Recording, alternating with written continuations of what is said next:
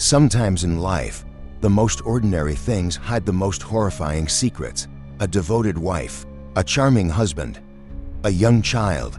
It is a seemingly perfect picture of a happy family. But what happens when that devotion crosses the line, becoming suffocating control? What happens when the silent flame of jealousy erupts, burning away all reason? And most importantly, what happens when an already unstable mind faces ultimate betrayal? The answer lies in a kitchen.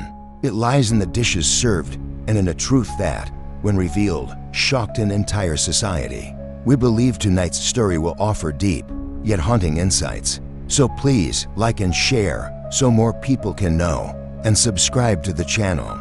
Hit the notification bell to uncover the most chilling cases with us. Your support is our greatest encouragement. Now, join us as we step into the darkness.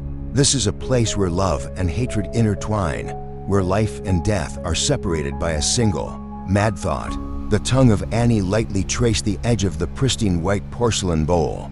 A fleeting smile of satisfaction appeared on her lips. It was not for herself. That bowl, like everything exquisite in this house, was for Liam. He was the husband she worshipped. Even after he finished eating, she would meticulously wipe his mouth with a warm cloth, as if cleaning a precious statue. There were even nights when Liam was sound asleep that Annie would silently kneel by the bed. She would warm his feet with her bare hands. Then she would press her face against them, inhaling a scent that to her was the entire world. This devotion was so intense, it was unnerving. Was this how Annie loved? Or was something darker beginning to take shape? Annie came to Liam when she was over 30. Compared to her young, charming husband, Annie was somewhat late to love. She carried within her a burning desire for romance, a fragile vulnerability. This was the vulnerability of someone experiencing intense emotions for the first time. Their meeting seemed like fate, but their marriage happened rather hastily. People said an unplanned pregnancy catalyzed it, pushing the people into sharing a home. They had not had much time to get to know each other deeply. Annie paid little attention to gossip. To her, Liam was everything. He was her first love, the one she vowed to dedicate her entire life to caring for and serving.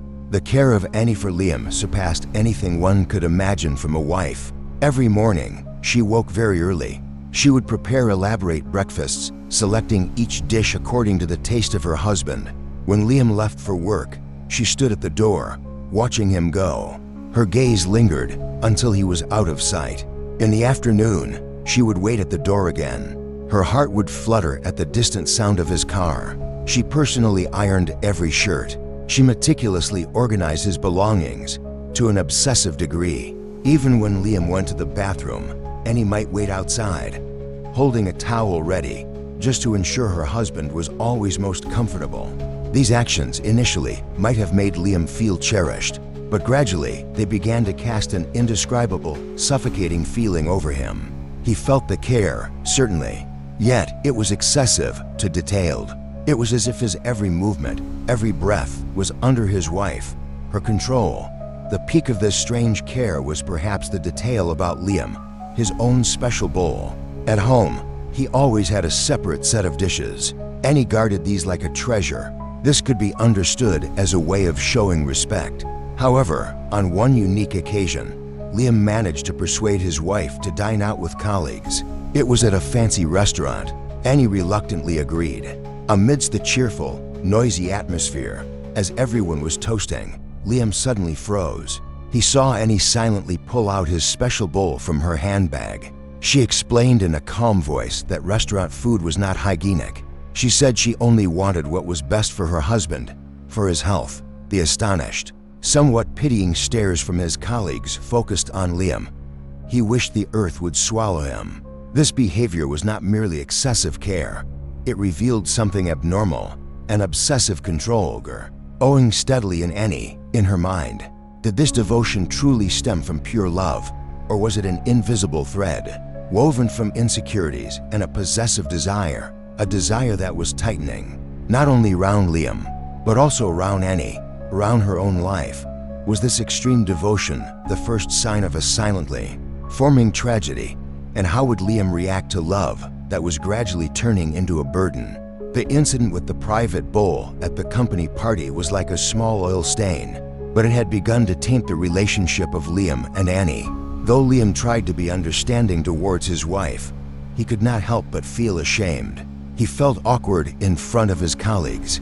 He began to realize that Annie, her care, was not just love.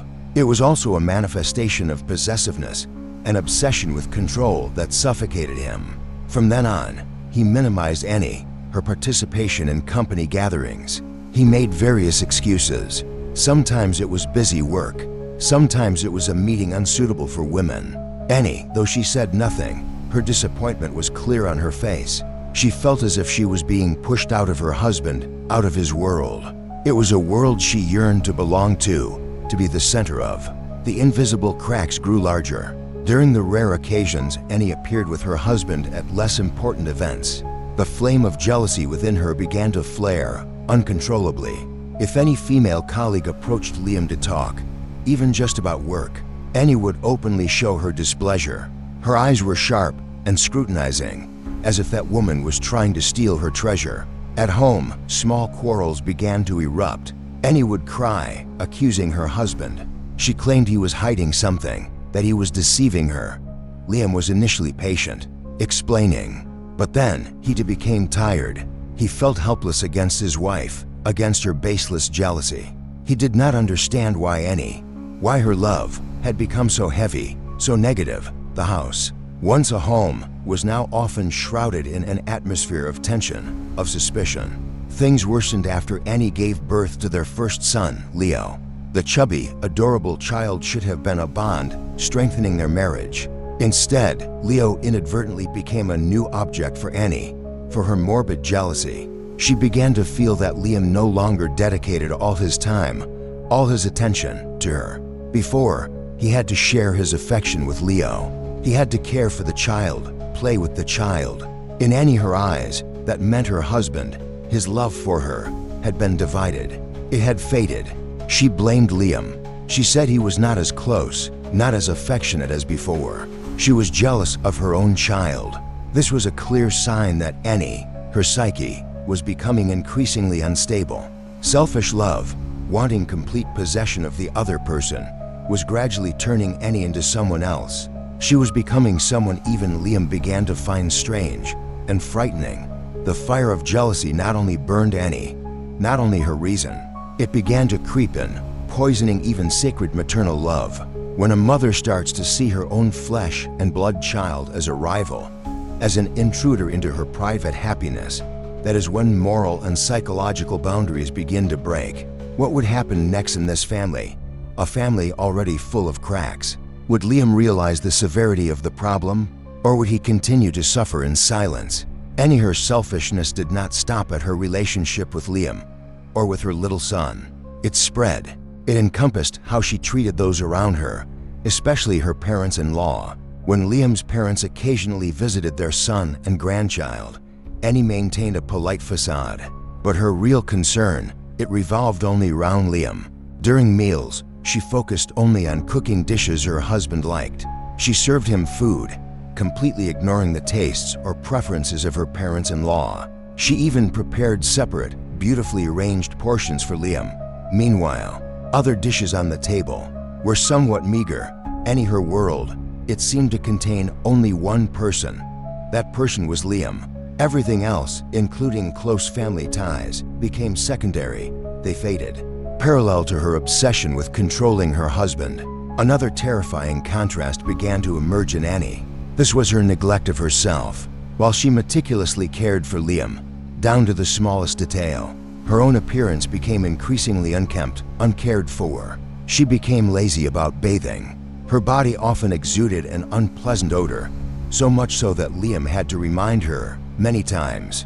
Her hair was messy. Her clothes were disheveled. It seemed all of Annie, her energy, all her attention, was focused on Liam. There was none left for herself. This was not mere laziness. It reflected a serious psychological imbalance, a form of obsession. It happened when a person completely loses their sense of self-worth, living only for a single object.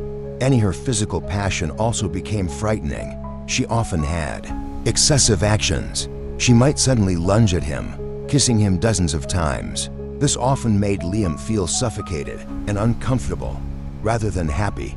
But perhaps what made Liam feel most insecure, most horrified, were her stalking behaviors. The long nights when he had to stay up late working, and he did not sleep.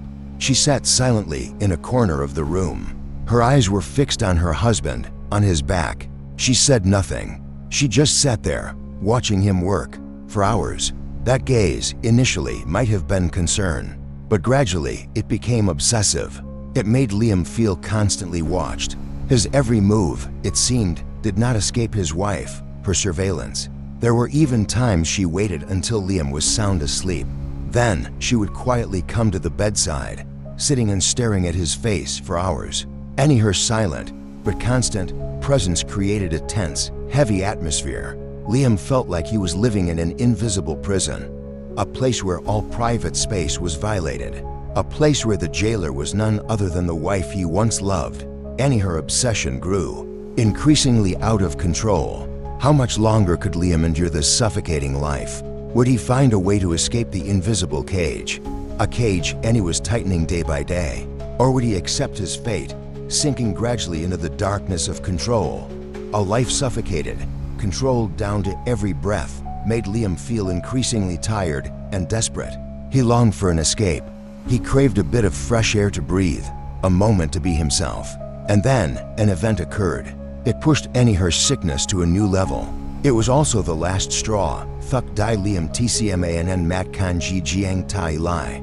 That day, Liam was sick with a high fever. Annie, as usual, appeared extremely worried. She stayed up all night by her husband, by his bed, constantly wiping his body with a warm cloth.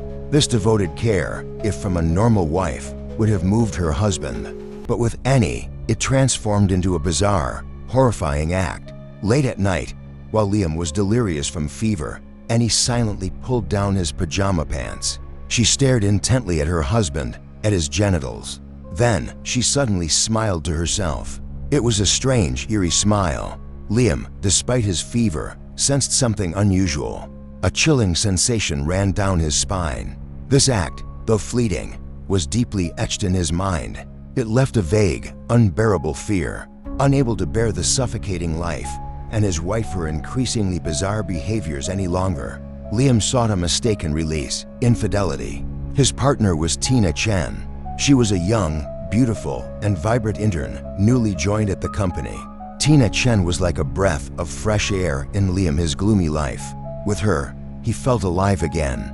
He felt like a free man, desired and admired. They often had clandestine relations after work, in cheap hotels, or even in the deserted office. This secret affair brought Liam brief moments of pleasure. It helped him temporarily forget the harsh reality at home. But he had no idea that this temporary escape was sowing the seeds of an even more terrible tragedy. Annie, with a woman her keen intuition and her inherent obsessive control, did not take long to notice strange signs in her husband. She smelled a faint, unfamiliar perfume on Liam, his clothes.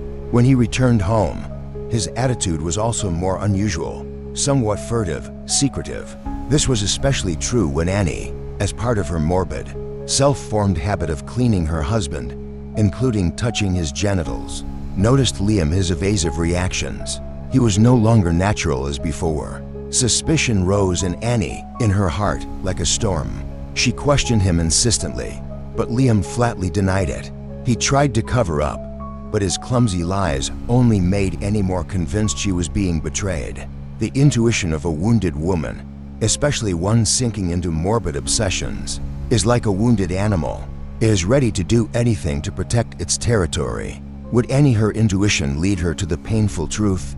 And if the truth was exposed, what would happen when an already unstable mind faced betrayal? To what extent would the fire of jealousy and obsession flare? Suspicion grew ever larger in her heart. She no longer believed any of Liam's explanations. With steely determination, she decided to find out the truth herself. One morning, Annie lied to her husband. She said she would take Leo to her maternal home for a few days. In reality, she left her son with his paternal grandmother and secretly followed Liam. Her patience was bitterly rewarded.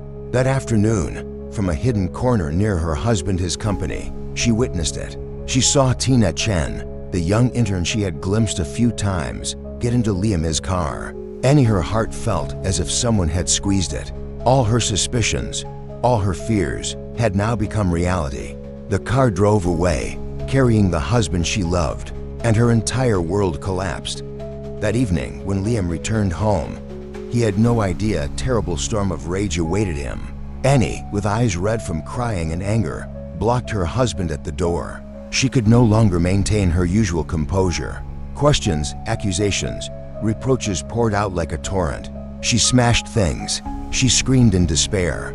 Liam initially tried to deny, but faced with irrefutable evidence and his wife her frenzy, he had nothing left to say. His endurance had also reached its limit. He could not continue living in a marriage full of control, jealousy, and morbid behaviors. Right that night, amidst Annie her heart-rending sobs and the terrified screams of their young son, Leo. In his room, Liam packed his bags. He decided to leave. He could not bear it another second. Liam. His departure was a fatal blow to Annie. Her world completely collapsed.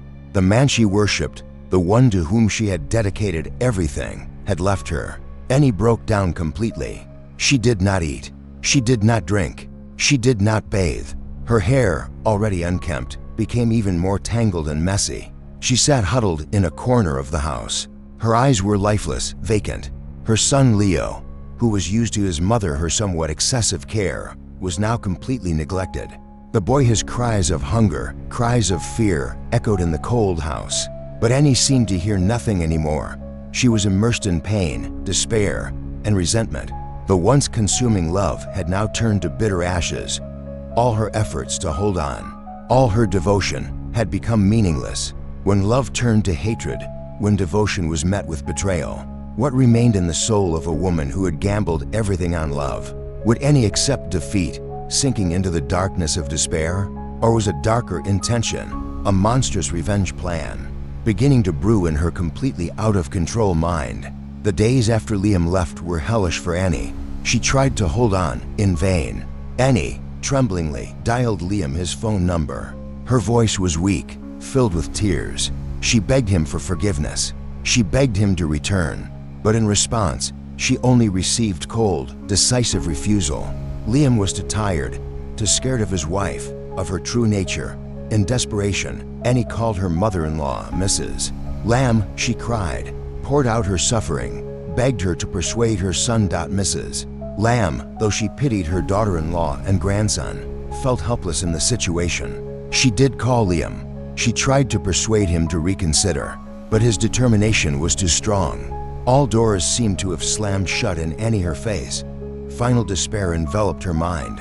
In the cold house, only Annie and her little son, Leo, remained. But now, Leo, his presence no longer brought her any warmth. On the contrary, the boy was like a bitter reminder of Liam, his betrayal, of their shattered happiness. Due to neglect over days, Leo grew thin. His cries for milk, his cries for his mother, her warmth, became persistent and weak. Annie looked at her son. Her eyes were empty, devoid of any affection. Then, a horrifying, monstrous thought flashed through her completely disordered mind. It was a thought no normal mother could ever imagine. Kill her child. Kill him to take revenge on her husband. She thought that if Leo was gone, Liam would have to regret. He would have to suffer. Perhaps, in her madness, she even thought it was the only way to keep a part of Liam with her forever. And then, the unimaginable happened. Annie, with terrifying calmness, she approached Leo. The innocent baby was still crying, his eyes watery, looking at his mother. Annie snatched the boy up. Without hesitation, she forcefully dropped Leo onto the hard, cold floor. A dry thud echoed. It did not stop there. Like a cornered animal, Annie grabbed her son, his soft, fine hair. She repeatedly slammed his head against the hard, wooden bed frame. The boy no longer cried. Only weak gasps, then silence. Blood began to seep from Leo's head, staining a corner of the bed red. Leo, his cries faded into the terrifyingly silent room. Only Annie remained, her breathing heavy, and an irreversible decision had been made. Had her crime stopped there? Or was this just the beginning of a chain of even more horrifying actions? The silence in the room was now heavier than any scream.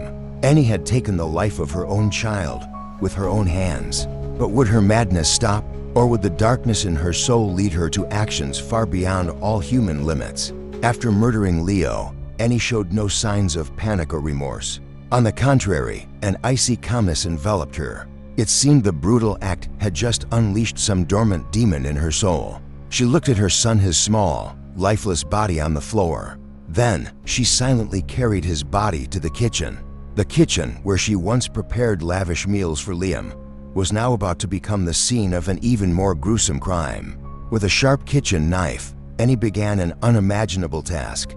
The narration here must be extremely careful, using language that subtly suggests the horror, avoiding any graphic details, focusing on any her emotionless, mechanical actions. She began to process the body of her own son, little more than a year old. The sounds from the kitchen, steady and cold, echoed in the silent space. It was like a macabre tune, heralding a bloody feast. She worked methodically, as if preparing food for an ordinary meal. After finishing the preparation, Annie took out a large stew pot. She placed the prepared pieces into the pot, then added pumpkin and spices. She began to simmer a stew. The fragrant aroma of pumpkin began to spread in the kitchen. It was a familiar, warm scent, but now it was tinged with a horrific, morbid hue. Annie, her inhuman calm in every action, was chilling. It seemed all human emotion had completely vanished. Only a machine remained, executing a pre-programmed plan. When the stew was tender, Annie changed into clean clothes. She put on light makeup. Then, she picked up the phone and called Liam. Her voice over the phone suddenly became gentle, somewhat resigned. "Liam," she said, "I understand now. I will not bother you anymore. I will forget you. But can you grant me one last favor? Let me cook for you one last week, like the days when we were still happy. After a week," she promised, "I will leave. I will never appear before you again." Liam, on the other end of the line, heard his wife, her seemingly calm voice, and felt relieved. He thought Annie had finally accepted the truth, that her madness had passed. The desire to be completely free from this suffocating marriage made him let down his guard. He agreed to Annie, her suggestion, without a shred of suspicion. He had no idea he had just accepted an invitation to the most horrifying feast of a lifetime. The insulated box, filled with pumpkin soup, a token of love, was carefully prepared by Annie. It was a gift from his soon-to-be ex-wife. But what was really inside that box? Annie, her deception, had succeeded in its first step. Liam, in his relief, thinking he was about to be free, was unaware he was falling into a terrible trap. The first pot of pumpkin soup had been delivered. The monstrous feast had officially begun. What would happen the next day? The next day, at noon, just as promised, Annie brought an insulated box of pumpkin soup to Liam, his company. She looked a little tired, but maintained her composure, even an indescribable gentleness. Liam, though a little hesitant to see his wife again after everything that had happened, but thinking these might be the last days of their bond, also tried to act normal. He took the soup box. He opened it. The aroma of pumpkin and stewed bones wafted out. He had no idea those bones belonged to his own son. Liam ate with relish. He even praised the soup as very delicious, very flavorful. Annie sat opposite, silently watching her husband eat. She occasionally asked a few casual questions. Her eyes held something unreadable, a morbid satisfaction hidden behind her calm facade. After Liam finished eating, Annie cleared the box, said goodbye, and left quietly. The contrast between the normal appearance of the meeting and the horrifying truth hidden within made the atmosphere even heavier, more chilling. The second day of the final week passed. This time, Annie did not cook soup. She made meat buns, a dish Liam used to like very much. Still the familiar insulated box. Still the gentle, somewhat forced smile. Liam, without any suspicion, happily accepted and ate all the buns. Annie even intentionally made a little extra. She said she wanted to send some to her parents-in-law, as an apology and farewell. This action further convinced Liam that his wife had truly changed, had accepted letting go. He had no idea Annie was expanding the scope of her horrifying feast in a calculated way. She was dragging other innocent people into her vortex of crime. On the third day, Annie appeared again with a new dish, a pot of white radish bone broth. She told Liam this dish was very nutritious, good for his health. Liam, accustomed to his wife bringing food, happily accepted. That evening, when he brought the leftover soup home, Mrs. Lamb, his mother, happened to be there. Seeing her former daughter-in-law still caring for her son, she also felt somewhat comforted. She did not hesitate to taste the nutritious soup Annie had prepared.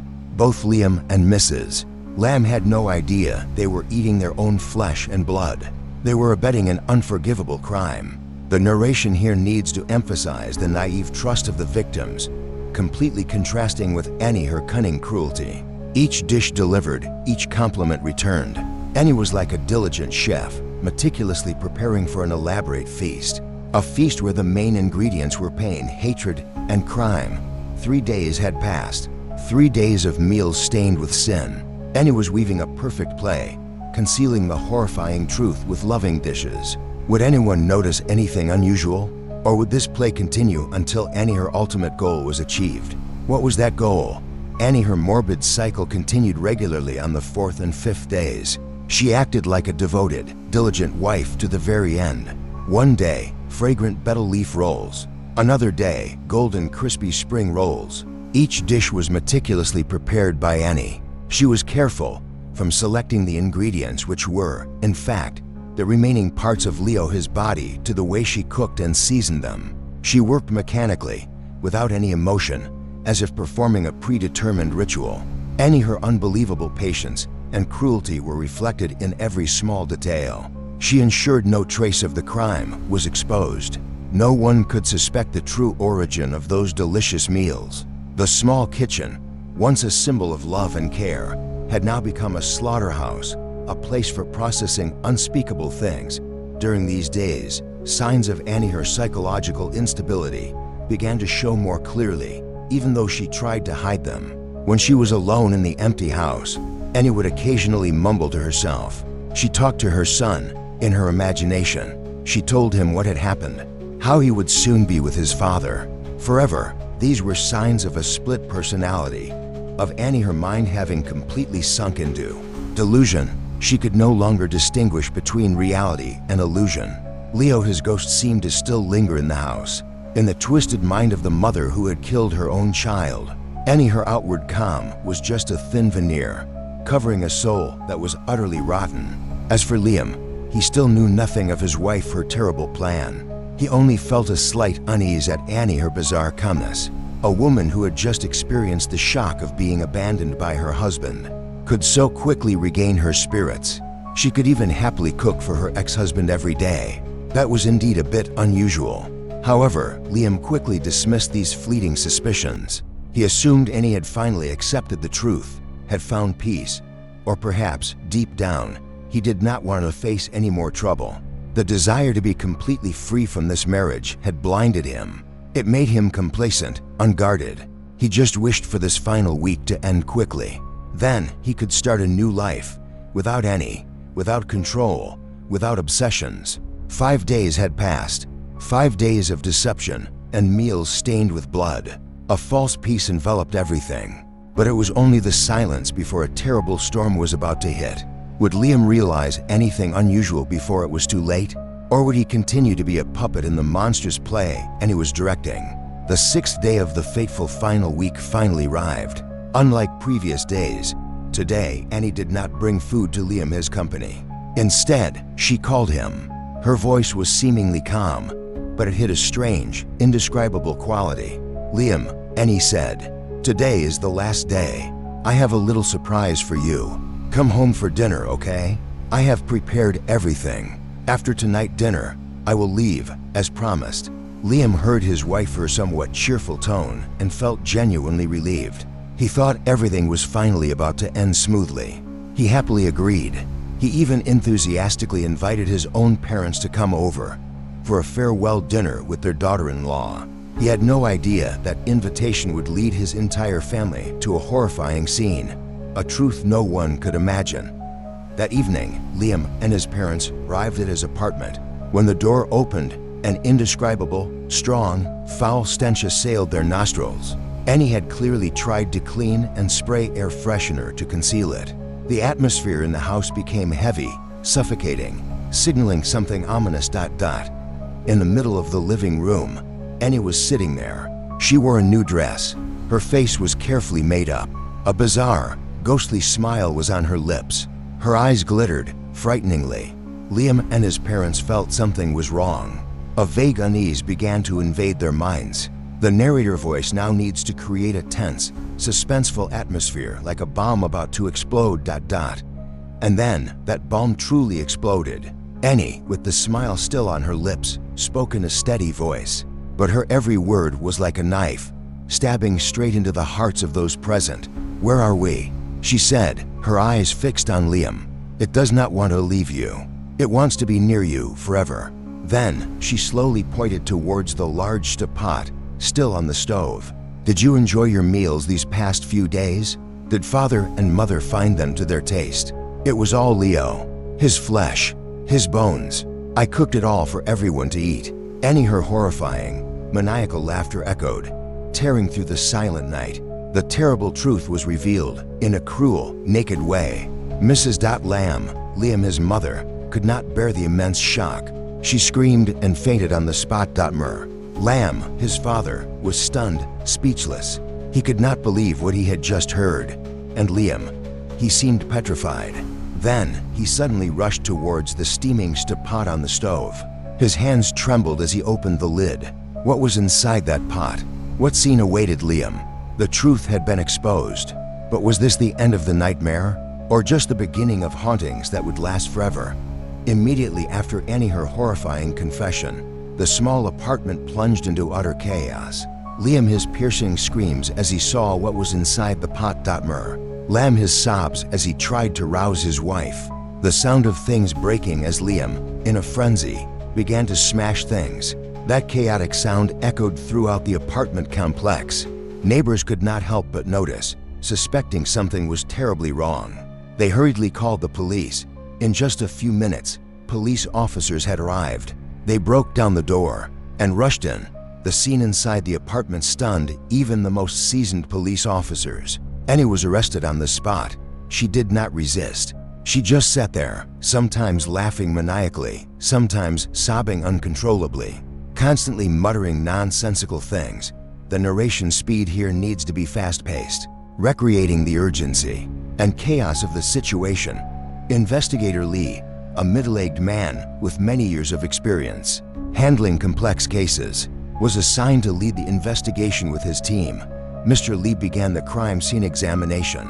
The strong smell of death, mixed with the odor of spoiled food, permeated the apartment, creating a disgusting, haunting feeling. Investigators meticulously collected every scrap of food remaining in the stew pot, in the refrigerator, on the cutting board, and even the kitchen utensils Annie had used. They found small bone fragments, strands of hair, and dried blood stains. Every piece of evidence found was like a heavy hammer blow to human conscience, revealing the unimaginable cruelty of the perpetrator. The narration should focus on the meticulous professionalism of the investigation team, contrasting sharply with the chaotic depravity of the crime. During the search of the bedroom, Investigator Lee happened to discover an old diary. Annie had hidden it under her pillow. This was an extremely important clue, revealing the entire complex psychological development of this woman. The first pages of the diary were filled with loving, naive words, lines expressing happiness at finding the love of her life. But as the diary progressed, its content became darker. The words began to express insecurity, jealousy, then gradually shifted to resentment, hatred. Finally, there were vague, insane plans about keeping him forever, so a part of the child would always be in him. The diary was like an indictment written in blood and tears, a chilling confession of a soul completely swallowed by darkness. The diary revealed the darkest corners of Annie, her mind. What information would it provide for the investigation process? Would the evidence collected at the scene be enough to convict this cruel woman? And what was the real motive behind this horrific crime?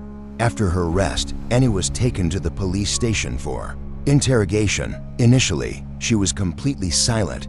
Her eyes were vacant, seemingly unaware of what was happening around her. Investigator Lee, with his patience and experience, tried to coax Annie into talking. After a long silence, Annie finally spoke, but her words were disjointed, nonsensical, sometimes crying, sometimes laughing. She rambled about her love for Liam, about the betrayal she had suffered. When asked why she murdered her own biological son, Annie replied coldly, without emotion, "He took him away from me. I had to make him disappear. I want a part of him to be in him forever, so you will never forget me and my son." Throughout the interrogation, Annie showed no remorse for her actions. On the contrary, she even believed it was necessary, the only way to hold on to love, to avenge betrayal. The narration should focus on Annie, her callousness, her morbid beliefs, and her distorted perception. Meanwhile, Liam was also summoned for questioning. He was completely broken, both physically and mentally. His face was gaunt, emaciated, his eyes vacant when he had to recount what happened, especially the horrifying moment he discovered the truth about the meals his wife had prepared.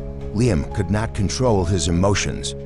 He writhed and vomited, right in the interrogation room. Feelings of guilt, horror, and disgust overwhelmed his mind. He provided the police with all information about his illicit relationship with Tina Chen, about Annie, her increasingly bizarre, abnormal behaviors recently. Tina Chen, Liam, her lover, was also summoned by the police for questioning. The young woman appeared terrified, crying hysterically when she learned the horrifying truth of the case.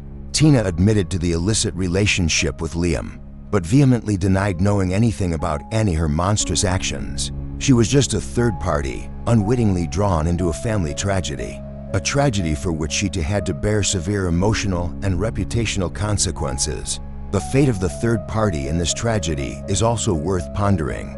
She might be innocent before the law, but could she escape the judgment of conscience and society? Annie, her chilling testimony. Liam, her anguished testimony. Tina, her terrified testimony. Each had their own story, their own perspective on the tragedy. Did anyone else hold important pieces of this horrifying puzzle? And how would these testimonies help clarify the motive and progression of the case? The pain did not stop with those directly involved. Mrs. Lamb, Annie, her mother-in-law, was also a victim in this tragedy. When questioned by the police, she could not hold back her tears. The pain of losing her grandson, the horror of knowing she had unwittingly eaten the bone soup prepared by her own daughter-in-law, and the tormenting regret for not intervening sooner in her son, his relationship. Mrs. Lamb recounted Annie, her abnormal behaviors she had witnessed, the fanaticism in love, the blind jealousy, the excessive, bizarre caregiving actions. She blamed herself for being too subjective, for not recognizing the dangerous signs latent in her daughter-in-law, her psychology. Mrs. Lamb, her testimony not only provided more information to the investigators, but was also the heart-rending voice of a grandmother, a mother, who had endured immense pain. Not only family members, but neighbors and Liam, his colleagues, were also summoned by the police to gather more information. Each provided small pieces of the puzzle, helping to complete the psychological portrait of the perpetrator. Neighbors recounted that Annie was a rather reclusive woman who rarely interacted. They occasionally heard quarrels and things breaking coming from the couple apartment. Someone even remembered seeing Annie with a dazed expression, messy hair, wandering alone in the complex. Liam, his colleagues, said Annie was a very jealous person. Once, she even came to the company to cause a scene, just because she suspected her husband of having an affair with a female colleague. These small pieces, when pieced together, painted a fairly clear picture of a woman with an unstable psyche, always living in insecurity, jealousy, and obsessive control.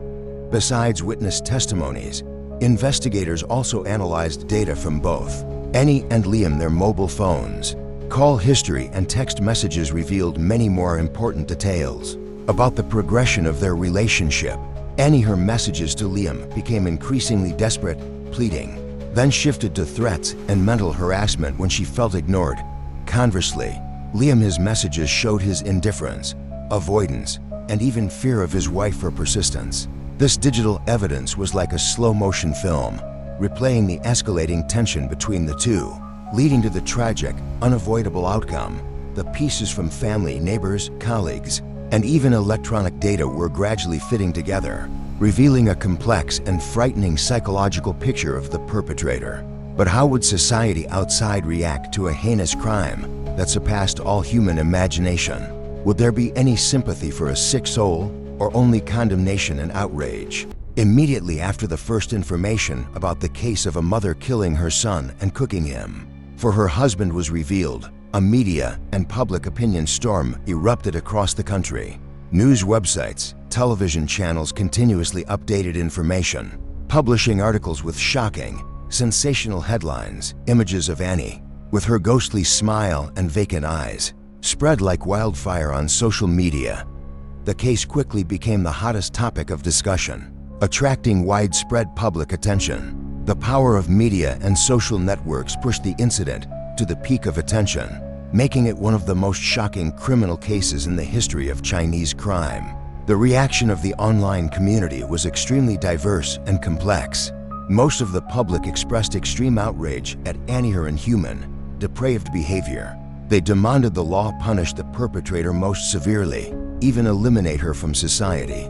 However, alongside harsh condemnations, many people tried to understand and analyze the root causes leading to the tragedy.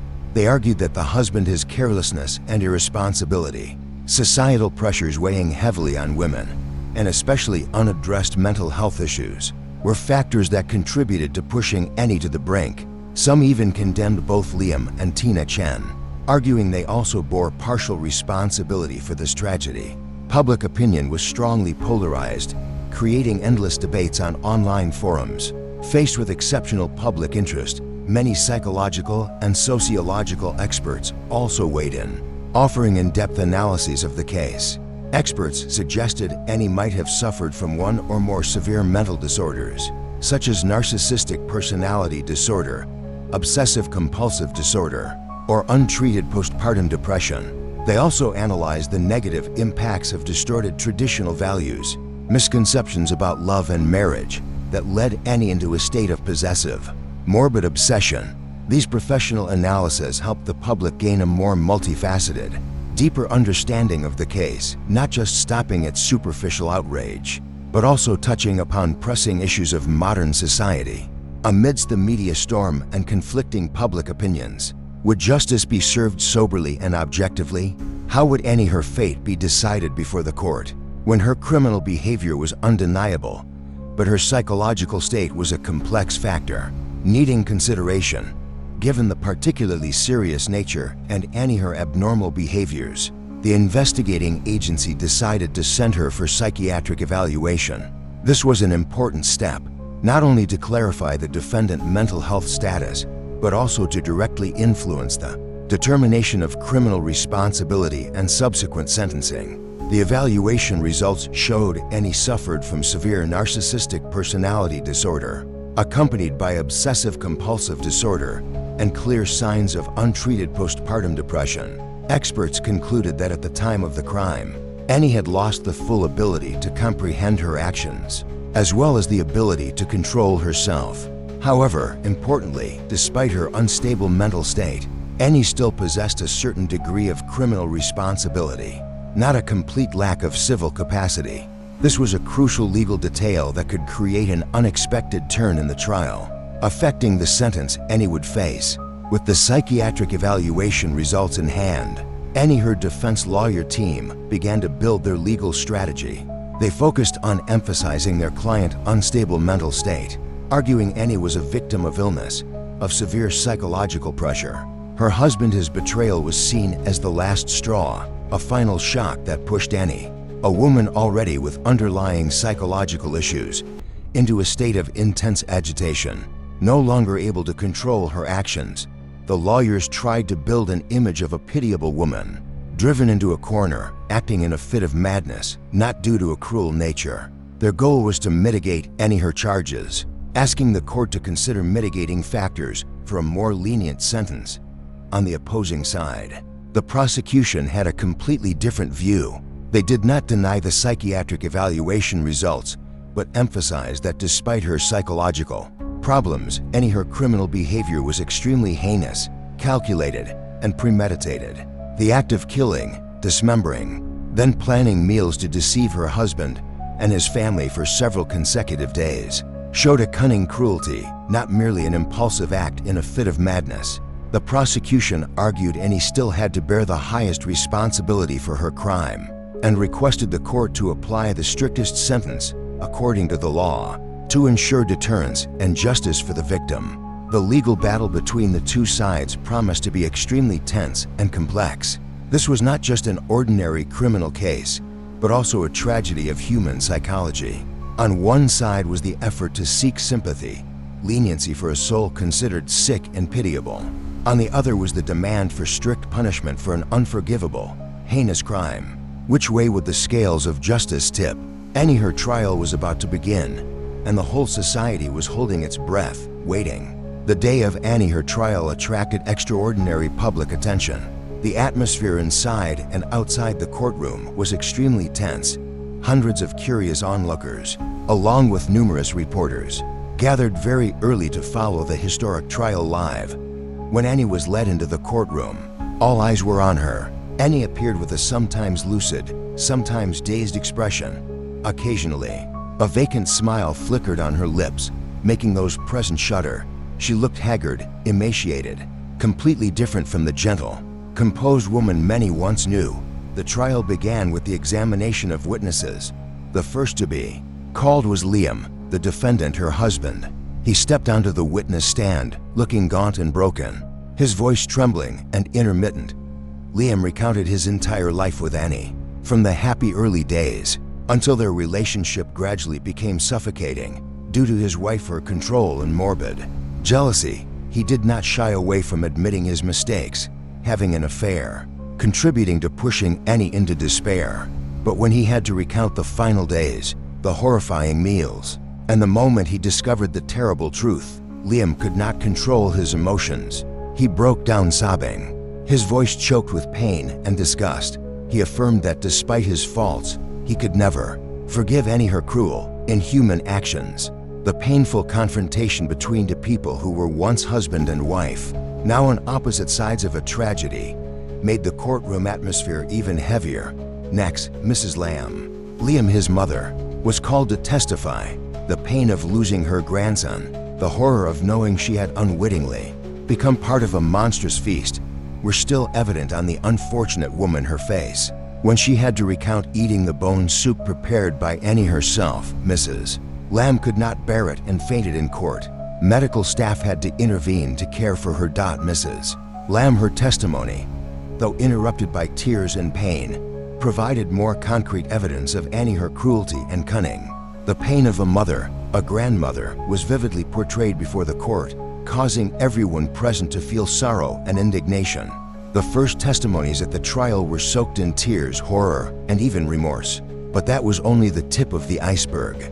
What about the physical evidence, the scientific forensic conclusions? What would they say about Annie, her crime? The second day of the trial promised even more tense developments. The second day of the trial continued with the presentation of physical evidence and forensic findings. The representative of the investigating agency successively announced the photos taken at the crime scene, the exhibits collected such as knives, cutting boards, stew pots, and even bone fragments and hair strands of the victim, Leo. The forensic autopsy results were also presented in detail, confirming the cause of the boy, his death, and affirming that the body parts found in the meals were indeed from the victim. Especially the content of Annie, her diary, was read publicly in court. The words expressing blind love, morbid jealousy, and even monstrous revenge plans caused a great shock in the courtroom. These cold, scientific, yet incredibly gruesome details painted a complete picture of Annie, her unimaginable crime.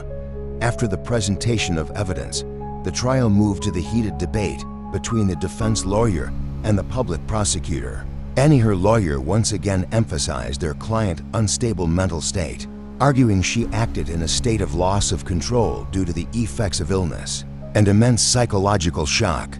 They tried to downplay the seriousness of the case, asking the court to consider mitigating factors for a more humane sentence. Conversely, the public prosecutor firmly rejected these arguments, They argued that despite psychological problems, her behavior was calculated, clearly planned, demonstrating cruelty and loss of all humanity. The prosecutor proposed the court apply the highest sentence to Annie to ensure the solemnity of the law and justice for the victim.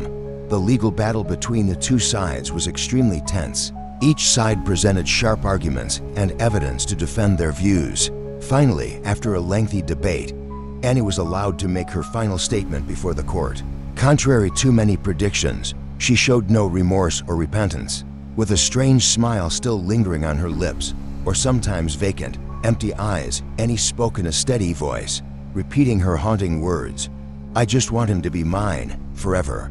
My child will always be by his side." Her final words were like a final stab into the conscience of those present.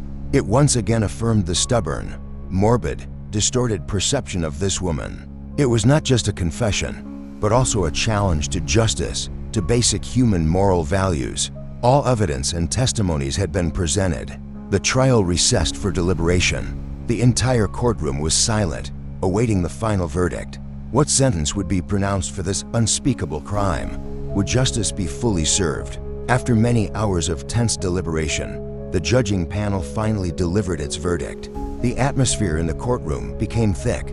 All eyes were on the presiding judge. His firm, clear voice cut through the silence. After comprehensively reviewing the case file evidence, witness testimonies, and the defendant's statement, as well as the psychiatric evaluation results, the judging panel finds that the defendant Annie, her criminal behavior was particularly serious, causing extremely tragic consequences and shocking public opinion. The defendant intentionally took the life of her own biological son in a barbaric manner, then dismembered and cooked him for her husband and his family to eat. This behavior demonstrated cruelty, loss of all humanity, and is unforgivable. The moment of judgment had arrived.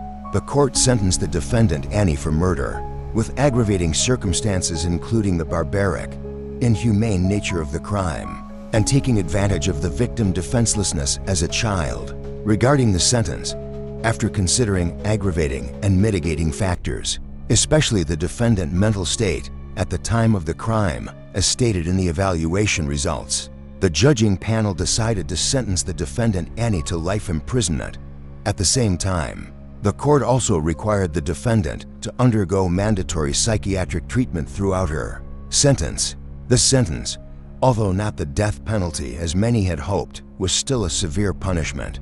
Reflecting the seriousness of the law, the court had considered Annie her mental state as a mitigating factor, but not enough to completely absolve her of criminal responsibility for such a heinous crime.